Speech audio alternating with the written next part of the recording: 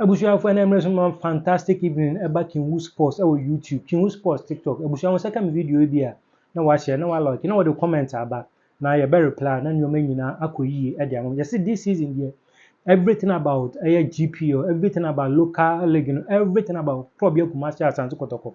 Ye de nyina be bra mu ewo Kingwood Sports ewo YouTube. Update filler, we say latest news, breaking news, de beto from bia no ye de be bra mu ewo Kingwood Sports ewo YouTube ntabusuafo wohwɛ me video na wohyɛ na wo like na foforɔ so anya bi ahwɛ m. Abusuafo yam sɛ mmerɛ no yɛbɔ awura GPL na abusuafo yɛnim sɛ league no aba na wie a teams no egu preparation so on best start next season na recruitment ɛna deɛ keka ho nyinaa sɛ na ɛbɛyɛ a ɔmbɛnya fantastic season a yɛbɛsi mu. Na abusuafo yɛn sɛ mmerɛ no yɛde the latest local transfers a ɛkɔ so especially from Krobia Kumasi Asante Kotoko from Accra House of Folk Mediama House of Lions after say after Bashiru Hayford resign new coach obe take over House of Lions omo nyina latest news from Kofi Tompuo Eche Dogli Beche United ni nyina no latest ni nyina no de nkanso nyina no ye de bema abusuafo ye semra no mu yenkoti Richardo Suarez Pepe mu yenkoti no ne besan besisi Pepe Suarez se si ya ne ayi World Cup fo yi blaster awie yi na omo anu muta complaining no sabe obi so per Black Stars news but be junction ni ejina so local fillers no Kotoko Hartford dia na ekoso ni ewurawura ho ni akwakoyi ede aba abusia panyi sameja Richardo Pepe Suarez the fella man. Now yanguram in the next 20 minutes fillers na ede ba no ano ehye Fantastic. but yam prapra come the main story ni say Asante Kotoko team na abusia panyi krata bia mani akɔbɔ so Stanley Menzo adwuma no wayɛ no ɛne technical report papa na gye ni bibia no ɛwɔ me krata yi so as a 12 players bi safe. Wow. 15 players bi ebi kɔdada ebi bɛkɔ Woo. okabo ma 27. And that leads me to a critical concern. Say Kotoko team na busapan yebe na aka less than 15 players last season no more. Coach no ba no wadwuma ye pa. I beg to submit board of directors of Asante Kotoko no. They are delaying the appointment of their next head coach. Asem na den ya na yebeka ebi kwa kodi atem nya hwe ebi boy abazo. To di atem a onya hwe. And no pe news and no person board no appoint obi no munya news hey bra na say ye World Cup ya ye nya fela time Kabiru ya twa numbers no mo nhwate Blasters news no who post story ba ko sister k asem na ye ka o enti enya news asem Kotoko ni ye House of Folk ni ye has a check at the time they were sacking coach Didi Drama na ma adwene say the next day has been announced a new coach. That was my thinking. Kotoko the board the by 12 matches to the end of the season. And about he said 12 matches to the end of the season. And I'm sure Jumaze. Ya boli gina wie me. World Cup ni yame aduma kwesi da ebe na watwani awie na dream. Ni abo World Cup na wie. Ghana Premier League na busia panyi mtemba bi na busia panyi atia no fa ne phone was breaking news. League fixtures never chance here the first week of September. Yes. A weekend of 4th and 7th, between 4th and 7th. Now it's a Friday, Saturday, Sunday, Monday. Ni ebo abusia panyi na kai so oboa me boa but on won twantro ndie no kre. Fantastic. Ya bo league ya wie me ya twam. June atwam. July ni e wo mu yi.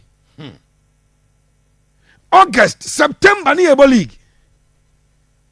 I beg to submit to the Kotoko board that the appointment of whoever say Omoshana Stanley should be Jumana. I don't think there's a problem because Stanley, no, he has the competence to lead Asante Kotoko as a coach.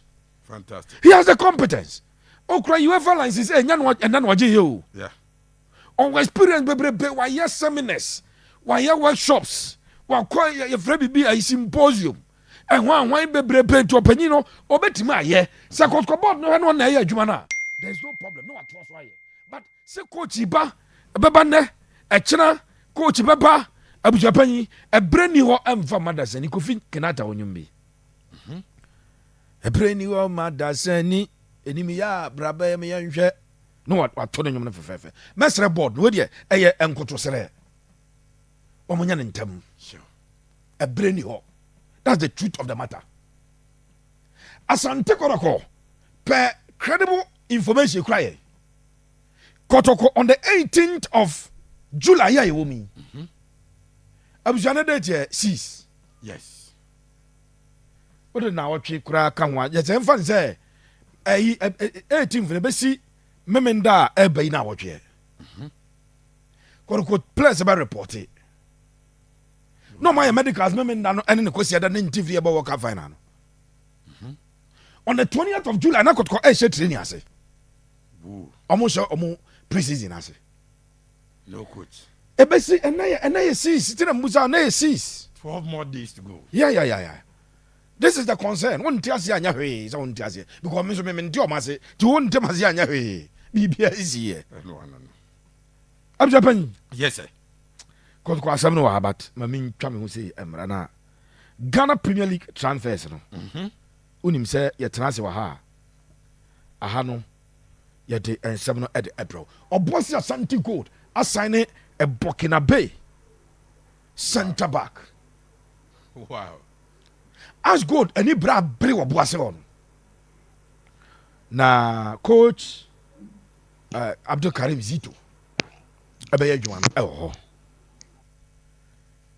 Abrante did Ben Yamin Nasiru Kabori Ben Yamin Nasiru Kabori a center backer or boss Asante Gold afano na as good for pan one to my and a home flyer ya de ato yem page na so a day amount we I Abrante did Ben Yamin Nasiru Kabori abja pensa me jambo Richard Pepe shall raise the fella. me ka sem bi kira e wa ha yana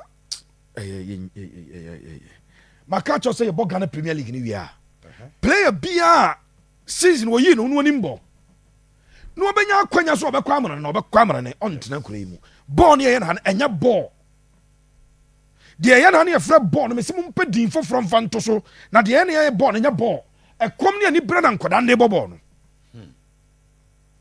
akaya sema His Royal Majesty e ka kire Nana Danko Akufo-Addo ebra Ghana for to aba etu John Mahama na Akufo-Addo by no call pension o se Ghana for se nka chocho mo de kom ne ani bre e na to aba ni tia ba ko ni tu so ba no anya adwuma na o mbeza de kom ne ani bre za yi unso afiri ho boys na bo Ghana Premier League o mo de kom ne ani bre na bobo no enti o mo motivation kakra no ne motivation nyina ne se nyame nyama dom nyame moa me na me nya numbers na season eno nti na to Ghana player for say when you deal or call Libya or call Lesotho or call Rwanda Uganda na nimbo na turu for say ho de mo bo kwa 1 year beba so kai boy no obesi abruzan no e be see stores man na ne maame no Yeah. was senior say kam share bo ase na makomienu say ya bank ma jabo kura ya madwuma bi because Branham Ghana Premier League no kwasem say na mini bank account na nkofo ne pam me say me nkofie no omo de $100,000 le jam kwan say jiwe na fa ko obaya na asase bi da omo fie anim sa si abrusan de form ni nyina ya stores je drinks ni nso agum ne ma metia no e brother start e koyi entem japanyi boys ri nyina ekọ obi ekọ sa enrachi na me ka cha say Pando out of Lions captain no maybe bo team no ha ma so be kaya Yeah. na team ni di na mintias yem timi mo DBMM mintimi mo ampa yam fan tuja say I confirmed say Ebenezer Aban wakwa sign contract na wa sign contract na ewo Malaysia Wow. Malaysia di mnu nyina nza gen mobo. But when we all connect $7,000, $8,000, $9,000 a month, bonus so my or bo 1 year no mja no kwan a o me $50,000 show nsem ne agya kwan se twa so mo obi ante odi ekofie Wow. obeba no no atoka kakra no odam enya kom na ye de bon ha no enti abrante de Ebenezer Aban ya na nka Kotoko enya omde Ebenezer Aban beba no se me ka chese Razak Simpson eko Finland Ebenezer Aban oko Malaysia. Wow. Eti club ni based in Brunei Darussalam oko Japan nti eno eye die betim dia ka ho eno team ni di no DPMM Duli Pigran Muda Makota Football Club. Now we also be friends on one team ni dia oh tio eye Duli Pengiran Muda Makota Football Club eho ena se sei abranche na akosan DPMMF. the year 2000 yana one ete club Wow. ya wie ho abuja pensa me jam Richard Opepe house of Sharede folk Felama. ana beka chose house ni abre say Nations FC wo player ni din ade Brandon Sapon Antwi ono na MTN FA Cup e boy oje best player of the MTN FA Cup no me ka chose house ni abre epe abranche no Yeah. awia ya yamfa ntoja se Brandon Sapon Antwi wa join Libyan club from Al Madina. Wow. Al Madina on a 2-year deal. Ti Al Madina for no ayisika ato Brandon Antwi Sapon. Possible say ya Moses ni nyom beja na kwan. Be by January transfer window no.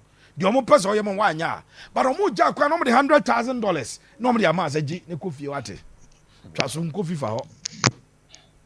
Akwadan so Japan me sure say $1,000 bom wa ball kura mu nyina onhunu bi da ne man $100,000 a afa na betu no for we na me say Kotoko no odwene Ghana football ho a esa nka ohye unim nika fa njokoto no na nko transum anka ne Israel ahemfo ne ade no say prophet ne ba no be ka asem cho na edum for the nation no ma transum esa ka Kotoko transum en sesa nko toto yampia se an ye korokana mu ni gidie ene edu run of 32 eti ya bomade ye football na rise Kotoko no esa ko su omo ya ball na panyi me se esa ko mu su ane ye pata omo eye wo su bi eye nya hwe twaso o eye but omo ba no mo sere sika se no boto mu oba cash eti no sere eno eye se de esi etie more players will leave.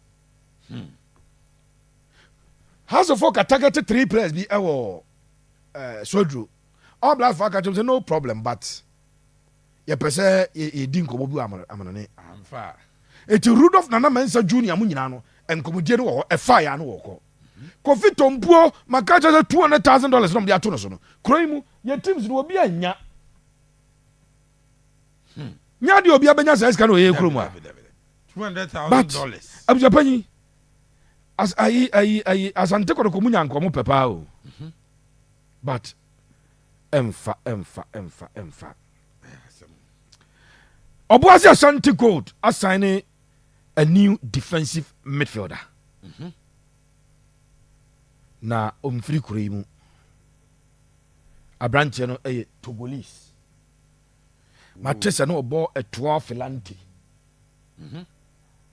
As good any abreu. Wow. Into ma for Rafael Kojo Echonu Nyaselao we dey wo han kam ne kan ngona kakra obete edin we dey Kojo Echonu dey obete efon a nanko ajeso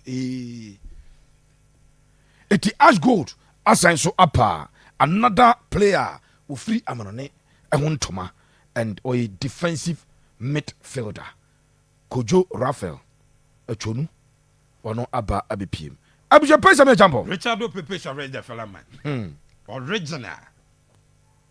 mamemra Kotoko ne has targets ni nyina etu kwan Pepe obi Sharede. e ko peska papa urade ti omo ye ball me si omo ntimi omo nim se ball na ye okay omo de omo no case football ye business omo boa wo nka no kwa baby omo za football ye business ye $100,000 mo nkoma blaster play sasa abusia Yes sir. ye ngura ha Nice one. Asante Kotoko players we omo kodada no Kamara Muhammad bye bye Ojugu Yes. Joseph Ablo Kotoko terminating a contract.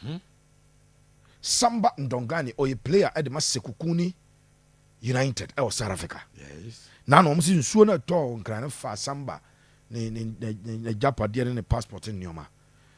Na yesi Samba so otwen age ni ticket ni ade Africa Kotoko. Na Samba Kotoko enyen Accra Asante Kotoko. Kumasi Asante Kotoko. Uzu ni baby a team you na tenkran na mansu fa oyi. But finally wa Koko. Okay. Eti Kamara number 1, pesi e kan yo. Abloy number 2. Yes. Samba number 3. Yes. Pitamidu akwa number 4. But mami nyina Pitamidu akwa na menka cho se oboase Asante Gold for the money abrepa. Mami nchia team president. Na menchia ni general manager. General manager me na nam so mam hint ba akokura se skandi. Matese Pitamidu akwa no. As good for any abre so person for Pitamidu akwa. Wow. Omo mfa ni free Kotoko abrante no oye free agent. To omo fa no omo mfa Kotoko ejapade e player oye free. Na Ashgold for no pushi pa. Omo offer no panyemu hwam.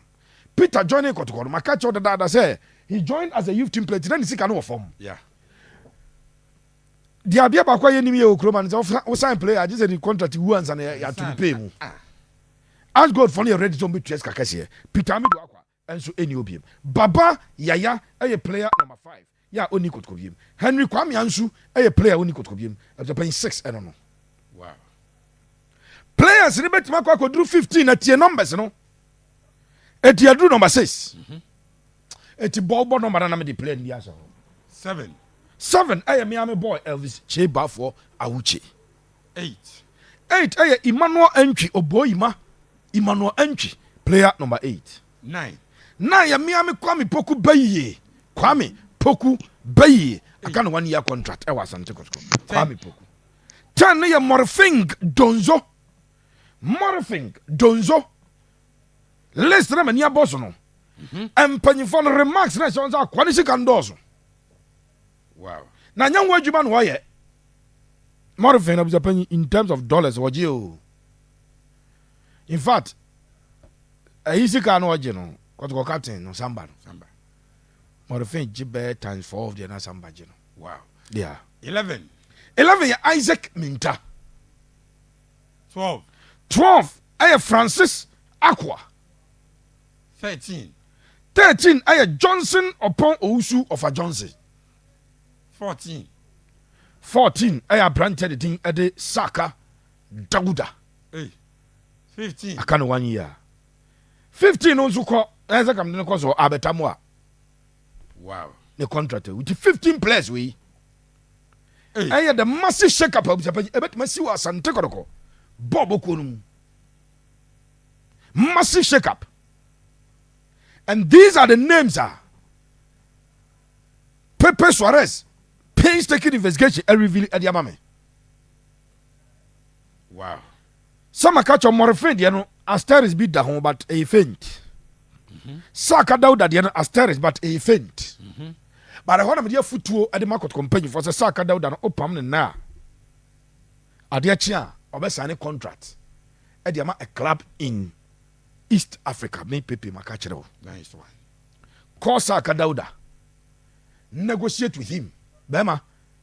Modern one case was all back at Kono and 2 years in it. Seasons in M5.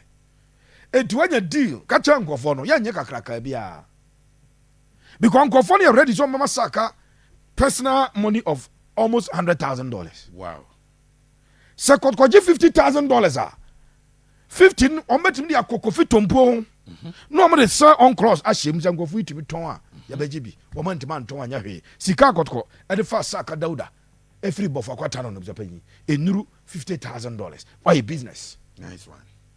Don't so Morfin no o ton abebre because numbers not about last season enye. Yeah. Name of Donzo me aware of deals I want Donzo ho. And Chamnan got your compensation some from Donzo be there be a crap pre no there. Ya kaze pre no a capre no there money ah. Enti one more and Shahon. Nice one. Francis Aquadian and your player Nasa.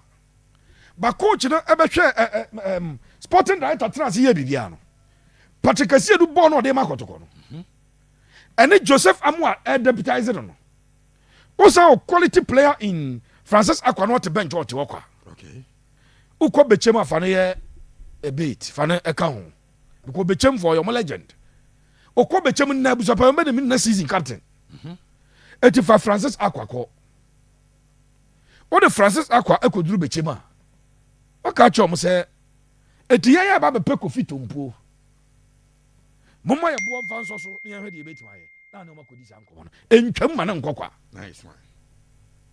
abɛtam a ne deɛ abusuapanyi wɔka wo mu a ɔno ɔbɛbɔɔ loan less than 6 months aso ɔkɔ no baabi Emmanuel ntwikyee baafoɔ kwa mpoku nom no wɔmo mebɛn wɔmo nti a mempɛ sɛ mɛka no bebrebe ɛsɛ wobɛka sɛ nti ɔmo memma ɔmo di nka ho mfa ho donzo deɛ obiara nim sɛ menim ne baabi a obiara nim sɛ Dauda Saka menim ne baabi a wɔfa Johnson club bi de approach bi abrɛ Asante Kotoko wɔmo nkyɛke Okay. ɔmo sɛ ɔmo pɛ sɛ ɔmo fa no bata ɔmo ntua kaprɛ ma Kotoko na ebi ɛnya ne sɛ ɔmo ka nkyɛm sɛ ei na contract without consideration deɛ sɛ nyɛ valid contract to ɔmo ne ɔmo nka Johnson ba wɔ sika o sɛ $20,000-$30,000 bi na nkɔfo no bɛnya 50 bi na ɔmo bɛnya abusuapanyi Kotoko nsom na ɔmo ɔfa Johnson kɔ but 15 players a ɛyɛ likely sɛ Kotoko ɛne ɔmo ntoa so next season ɛna mede ama wo no 12 wei wɔ ha wobrɛ no kɔ ma menyɛ mu mfama wo na yɛayɛ no so ho adwuma ɛde ama yɛn ahwɛfoɔ no abusua panyin Same